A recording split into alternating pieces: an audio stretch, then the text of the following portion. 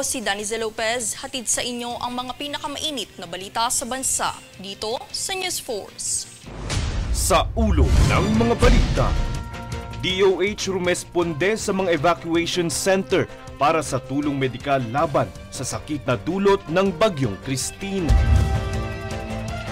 Barko sa Romblon na grounded, PCG siniguradong may iwasan ng pagtagas ng langis na lula nito. Pagpaparusa sa mga abogadong tumulong sa mga testigong binaliktad ang kanilang mga testimonya, isinusulong sa Kongreso. Senator Grace Poe ipinanawagan ang refund sa NAIA kaugnay ng insidente ng baggage delay. Hustisya para sa mga comfort woman noong pananakop ng Hapon, ipinanawagan ng Lila Pilipina. Sanya Lopez na luha ng ibahagi ang nakakadurog puso na kwento ng mga comfort women sa seryeng Pulang Araw. Patas at pantay na balita, komprehensibong ulat para sa pulso ng masa.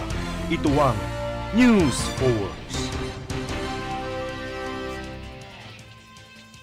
Agad na rumesponde ang Department of Health o DOH Health Emergency Response Team upang magbigay ng mga kinakailangang medical at hygiene kits sa mga evacuees dulot ng Bagyong Christine. Kasama sa mga ibinahagi ay ang mga gamot at konsultasyon matapos ang pagsasagawa ng initial assessment sa ilang evacuation center. Siniguro ng DOH ang sapat na supply ng disinfectants at malinis na tubig upang mapanatili ang kalinisan at kalusugan ng mga inilikas.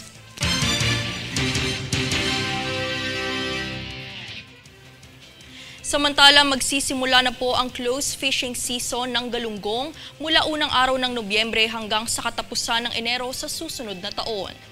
Ito ang inanunsyo ng Bureau of Fisheries and Aquatic Resources o BFAR na anya sapat naman ang supply ng naturang mga isda sa bansa sa kabila ng pagpapatupad nito.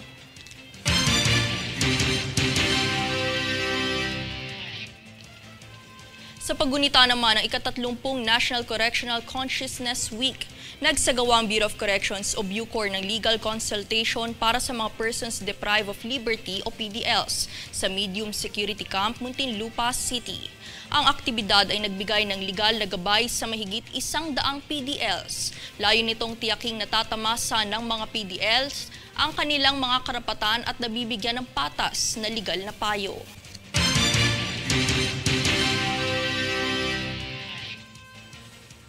Kamakailan ng Philippine Coast Guard o PCG ay tumugon sa pagkakaground ng barko sa San Agustin, Romblon. Tunghayan mula kay Jade Buhoy.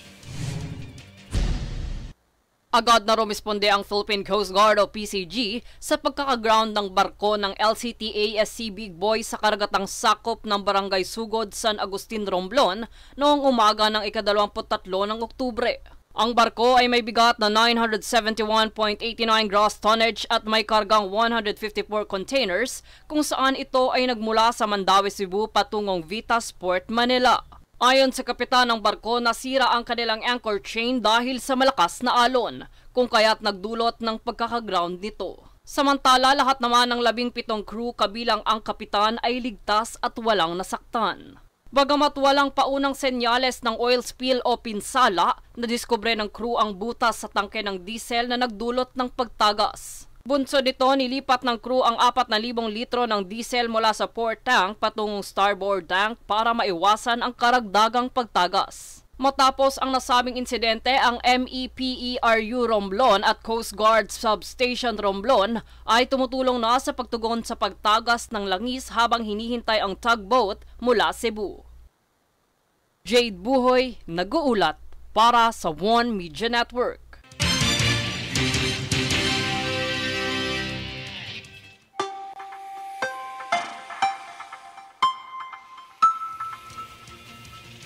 Paglabas sa Philippine Area of Responsibility o PAR, inaasahan ngayong araw na mapanatili ng severe tropical storm Christine ang kanyang lakas at bilis habang patungo sa Hilagang Luzon ngayong araw.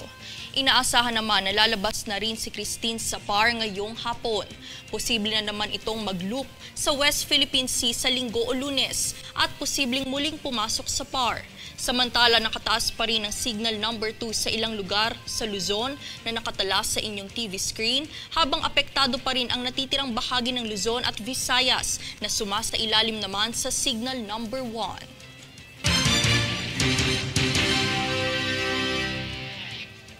Susunod sa News Force.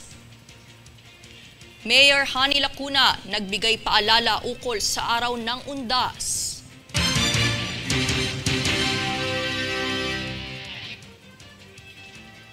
Lungsod ng Makati nagpadala ng mga kagamitan pang rescue sa rehiyon ng Bicol.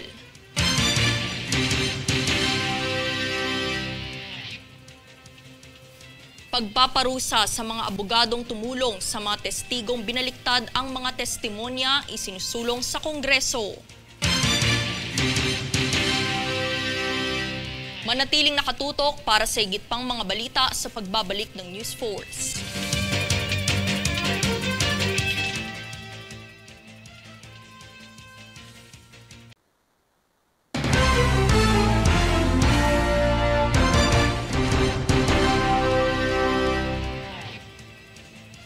Isinusulong ngayon sa Kongreso ang pagbibigay parusa sa mga abogadong nag-assist sa mga testigo na siyang binabaliktad ang kanilang sinumpaang testimonya. Para sa detalye, narito si Francis Riudique. Matatandaang lumitaw sa pagdinig sa Kamara ang pagbawi ng testimonya ni Kerwin Espinosa sa pagdidiin nito kay dating Senador Laila de Lima sa mga kasong sangkot sa iligal na droga. Aniya walang katotohanan ang kanyang naging testimonya noon sa Senado. Dala daw umano ito ng pagbabanta sa kanya at sa buhay ng kanyang pamilya.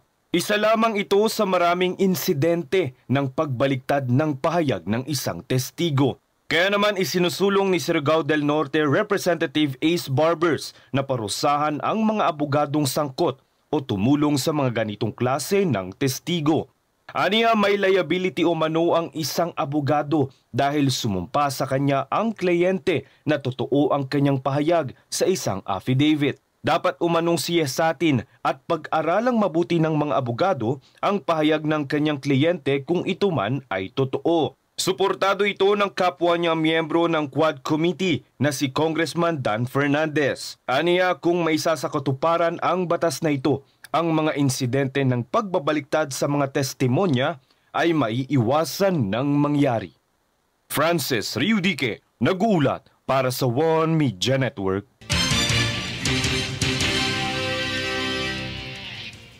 Nilagdaan na nitong Huwebes sa lungsod ng Maynila ang ordinansa na magtataas ng allowance ng mga senior citizens sa lungsod. Tunghayan ng ulat ni Princess Castro. Doble na simula sa Enero sa susunod na taon ang allowance ng mga senior citizen na matatanggap nila sa lungsod ng Maynila. Mula sa dating 500 piso kada buwan, ito'y magiging 1,000 piso na, kung saan ito'y kanilang matatanggap kada ikatlong buwan ng taon. Pero ang kanila pong pagtanggap ay kada 3 buwan, kaya ang una po nilang pagtanggap ng halagang 3,000 para sa 3 buwan ay sa Marso na po. Ang pagtataas ng allowance na ito ay nakabatay sa nilagdaang Manila City Ordinance No. 9081 o ang Additional Allowance for Senior Citizens. Sa kaganapan, sinabi ni Manila City Mayor Hani Lacuna ang dahilan kung bakit isinulong ang naturang ordinansa. Ang lagi pong sinasabi sa akin ng mga seniors, Mayor, dagdagan mo naman yung allowance namin. Hindi talaga kakasya. Dagdag pa rito, inanunsyo rin ng alkalde na libre ang maintenance medicines ng mga senior citizens sa lungsod basta't sumangguni lamang sila sa kanilang health centers para sa kaukulang medisinang kailangan. Ito ay upang ma-maximize ang pera at hindi na kailangan pang bumawas sa kanilang allowance para ipambili ng kanilang mga gamot. Bukod kay Lacuna ay lumagda at dumalo rin ang vice-alkalde nitong si Yul Servanieto kasama ng ilang konsehal ng lungsod. Ang pondo ay kasama sa executive budget na naipasa ng Konseho ng Maynila kung saan ito ay nagkakahalaga ng 1.1 billion pesos para sa karagdagang pondo ng allowance ng 203,000 senior citizens sa lungsod. Princess Castro, nag-uulat para sa One Media Network.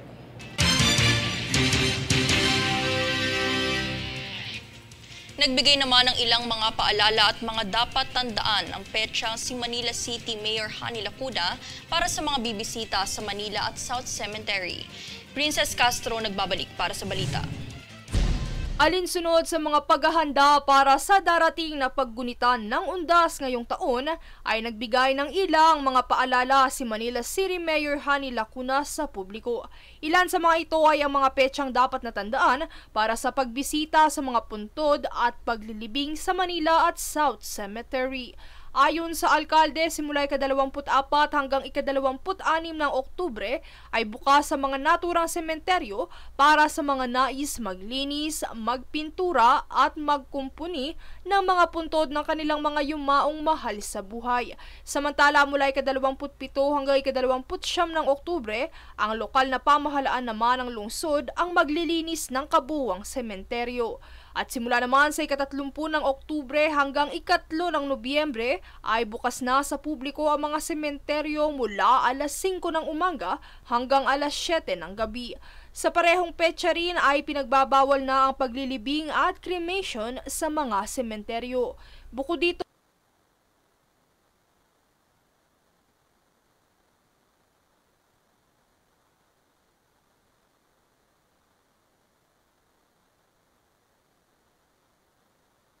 ito ay sinabi rin ni Mayor Lacuna, Maari na po tayong tumanggap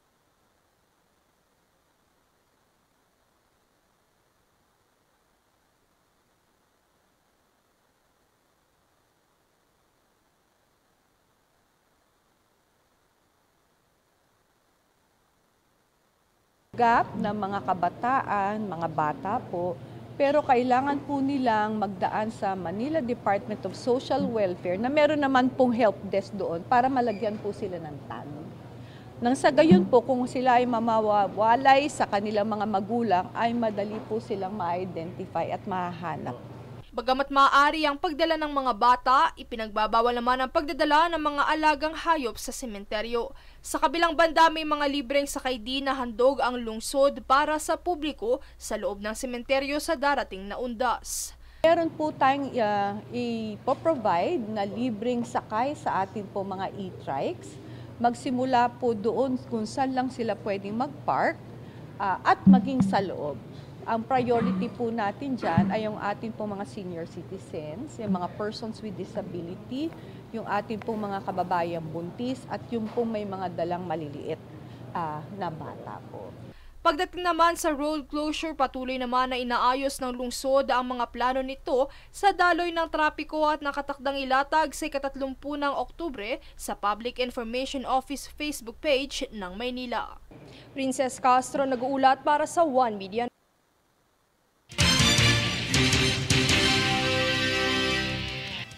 Nanawagan ng refund si Senadora Grace Poe kaugnay ng pagkasira ng baggage handling system ng NAIA 3 kung saan hindi umano katanggap-tanggap ang matagal na delay sa operasyon nito. Yan ang balitang hatid ni Francis Riudique.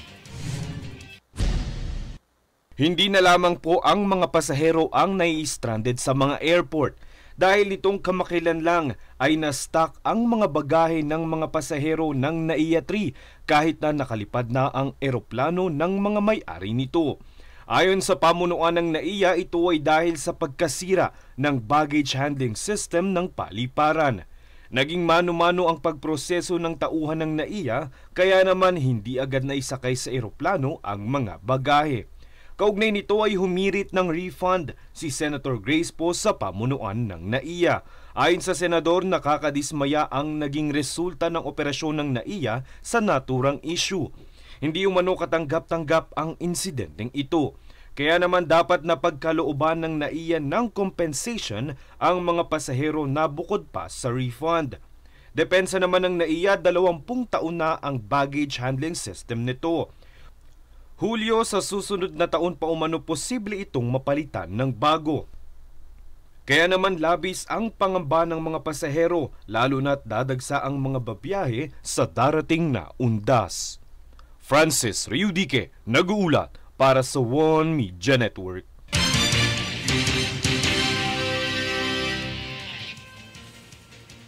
Bilang tulong naman sa rehiyon ng Bicol ngayong Bagyong Christine, ay nagpadala ang Makati Disaster Risk Reduction and Management ng mga rescue vehicle at water search and rescue equipment. Ito'y masusing ininspeksyonan ni Congressman Luis Campos at Officer Richie Rodriguez bago ipadala sa probinsya.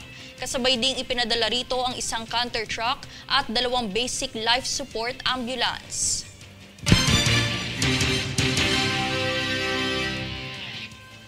Susunod sa News Force. Batang Pinoy National Championships 2024 gaganapin sa Puerto Princesa sa Nobyembre.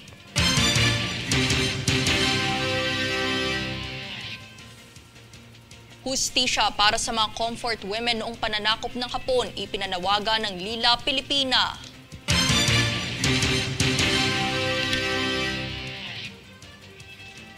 BI, pinatalsik sa bansa ang mga Indonesians sa iligal na Pogo Hub sa Cebu.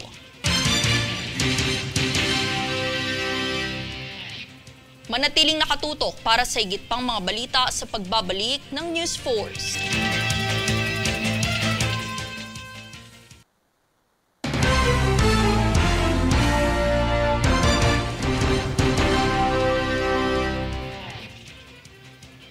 Patuloy ang panawagan ng Lila Pilipina na mabigyan ng sapat na hustisya ang mga lola na nagsilbing comfort women noong World War II. Panoorin ang buong ulat. Sa panawagang hustisya ay ibinahagi ni Lila Pilipina Executive Director Sharon Cabusao Silva na ang unang usapin para makamit ang hustisya sa mga lola na naging comfort women noong panahon ng World War II ay ang formal na public apology mula sa Japanese government. Kasi without yung apology na yon, hindi talaga magiging makabuluhan. Kahit na malaki pa yung amount na ibigay ng Japanese government, which they are unlikely naman na gagawin nila yon. Bilang Gabriela Women's Party List Representative naman ay binigyan diin ni Congresswoman Arlene Brosas na dapat bigyang pagpapahalaga sa kasaysayan ang nangyari sa nakaraan. Anya, importante na mapasama sa edukasyon ang sinapit ng comfort women para bigyang kamalayan ng publiko sa isyu na ito. Kaya't inihain ng kongresista ang 2 House Bill na tutugon sa matagal na isyu na kinakaharap ng mga lola.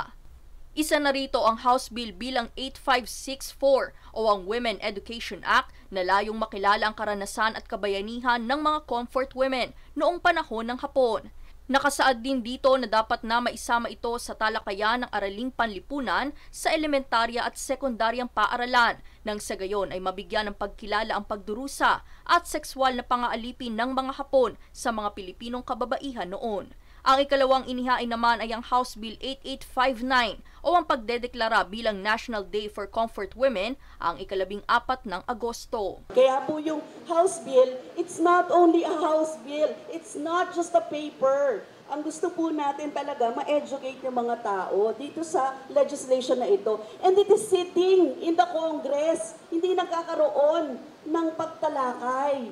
Pagbabahagi ni Civic Leader Teresita Angsi na buo ang Flowers for Lolas campaign mula noong palihim na inalis umano ng gobyerno ang statwa ng Comfort Women noong 2018 sa Rojas Boulevard. Sabi ni noon DFA Secretary nung tinanggal yung statwa na yan, sabi niya, tapos na yan, 1945 pa binigay ang reparations. Sabi ko, sinasayang ninyo mga intelligence fund ninyo, wala kayong intelligence kahit katiting, no? Kaya't patuloy ang panawagan nito sa publiko na suportahan ang kampanya para makamit ang hustisya na hanggang ngayon ay hindi pa rin umano nabibigay ng gobyerno. The youngest now is 93. Isa-isa na silang nalalagas pero wala pang justice na ibinibigay ang ating pamahalaan sa kanila. We can always forgive, but we should not forget history. Ibinahagi naman ni Attorney Virginia Laksa Suarez na isinaad ng United Nations Convention on Elimination of Discrimination Against Women na mali ang gobyerno sa hindi pag-asikaso sa kaso ng comfort women at sa hindi pagkilala nito sa mga libro o kasaysayan. 81 taon na mula nung atakihin ng bansang Hapon ang Mapaniki. Mula nung pagsamantalahan ang napakaraming kabataan doon, mula nung pagpapatayin ang mga ang mga hukbalahap doon. 81 taon, pero hanggang ngayon, diba, sumisigaw pa rin ang katarungan ang Malaya Lolas. Ang resolusyon naman ng UN hinggil dito ay dapat na maging parte ng kurikulum o kasaysayan ng Pilipinas ang historya ng comfort women kung saan dapat nagawin ding museo ang Bahay na Pula. Ngunit dismayadong binanggit ni Suarez na hanggang ngayon ay wala pa ring tugon o aksyon ang gobyerno ukol dito. Bagamat nagkaroon ng Senate Committee hearing dito, sana naman bilisan ng gobyerno dahil mula sa 78 miyembro ng Malaya Lolas, 18 na lang sila. Kakaunti na lamang ang ating mga lola. Baka talagang mamatay na ang ating mga lola ni hindi man lamang makita ang hustisya. We always say, history repeats itself. History repeats itself only when we forget the history. Daniza Lopez, nag-uulat para sa One Media Network.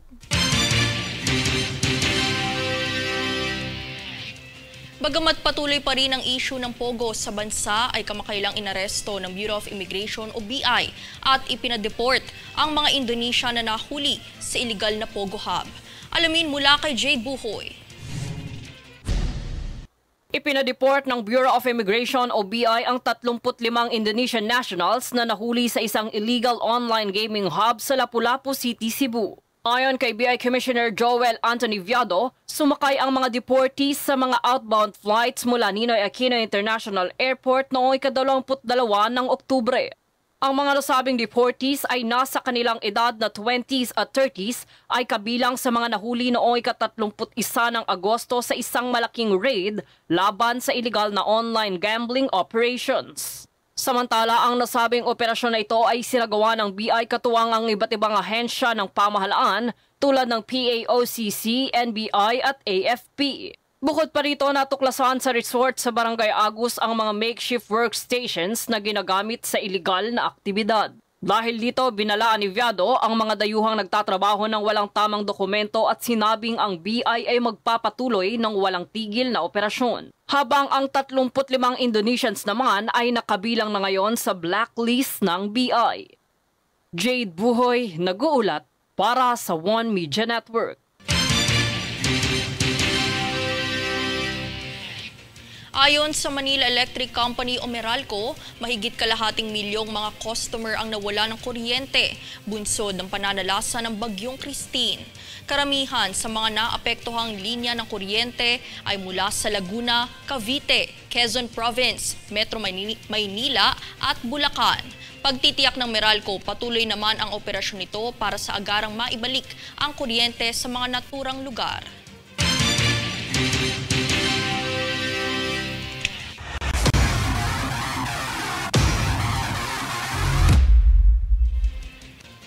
Nakatakdang ilunsad ang Batang Pinoy National Championships 2024 sa ika-23 hanggang ika-28 ng Nobyembre sa Puerto Princesa, Palawan.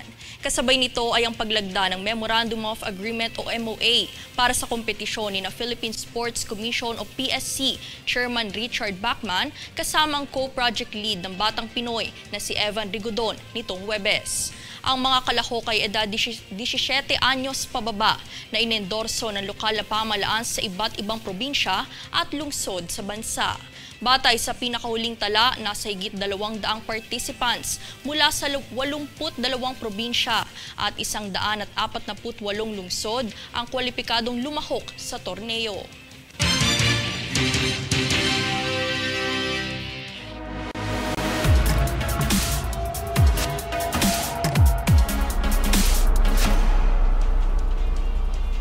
Matapos ibahagi ang ilang kwento ng mga lola na nagsilbing comfort women noong pananakop ng Hapon, ay tila naluha ang aktres na si Sanya Lopez na gumanap bilang Teresita sa seryeng Pulang Araw. Maki-showbiz balita ngayon. Ramdam ko yung mga ipinaglalaban ng mga kababaihan natin dito. Naiyak ako, ano ba yan? Kado na lang. Hindi na napigilan ni Sanya Lopez na maging emosyonal at maluha sa kwento ng mga lola na naging comfort women noong panahon ng pananakop ng Hapon sa Pilipinas. So, sorry po, very emotional talaga ako sa ganito. Kasi totoo po yung nangyari sa kanila eh. Totoo po yung nangyari sa mga kababaihan noong panahon po ng World War II. Si Sanya at Ashley Ortega ay naimbitahan ng Organisasyong Lila Pilipina upang personal na makausap ang mga lola na naging comfort women at mabigyan din ng hustisya ang kanilang pagsabak sa role bilang si Teresita Borromeo at Sister Manuela sa teleseryeng Pulang Araw. Sa seryeng ito ay nagsilbing comfort women din ang naging papel ng dalawang aktres, kaya't ganoon na lamang naging emosyonal si Sanya nang ibahagi ang naging pag-uusap nito sa mga lola. At nakakalungkot po na dalawa na lang po ang natira sa kanila doon. Sobrang durog na durog rin po ako. Sobrang sakit po sa puso na marinig yung kwento nila. Anya, isa sa pinakatumatak na isipan ng aktres ay ang kwento ni Lola Isang na nagsasabing, kapag nakikita ko yung mga kabataan ngayon, masaya sila. Dahil kung siguro ako yung bata na yun ngayon, siguro ang saya-saya ko. Dito napagtanto umano ni Sanya na mapalad ang henerasyon ngayon ng kabataan, kaya't dapat na magsilbing inspirasyon ito sa mga kababaihan na maging matatag at matapang sa anumang hamon ng kinakaharap sa buhay. Samantala, aminado naman ng aktres na si Ashley na wala itong sapat na kaalaman ukol sa mga sinapit ng comfort women noon, kaya't ganoon na lamang siyang kinabahan sa kanyang role. Anya, ang kanyang pagganap bilang madre na comfort woman ay isang oportunidad para bigyan ng kamalayan ang kabataan sa madilim na yugto ng mga kababaihan noon. And I think it's about time na, isalaysay namin yung storya ng mga comfort women para hindi ulit maulit yung nangyari noon at para mabigyan ng hustisya yung mga comfort women natin. Naniniwala naman ng dalawang aktres na ang seryeng Pulang Araw ay ang nagsisilbing boses ng mga comfort women para ipaalam sa mga kabataan ang madilim na pangyayari noong panahon ng Hapon. Mapapanood naman ang Pulang Araw sa GSAT Channel 7 tuwing Lunes hanggang Biyernes, kada 8:00 ng gabi. Kayo po ang inspirasyon namin, lalo na po ng mga kababaihan ngayon at sa mga susunod pang henerasyon. Mabuhay po ang mga comfort women. Daniza Lopez, nag-uulat para sa One Media Network.